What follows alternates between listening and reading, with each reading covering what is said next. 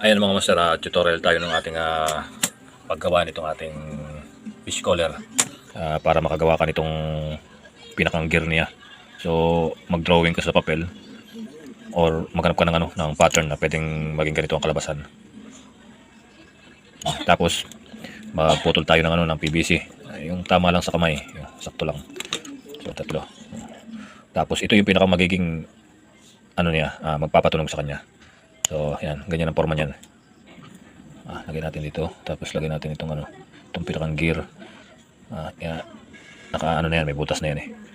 Yan. Itong pinakang tapos yan. May pin din tayo, lagyan natin yan ng pin. Ilalagay natin dito para mas matibay. Wala na tayong tornilyo. Yan ang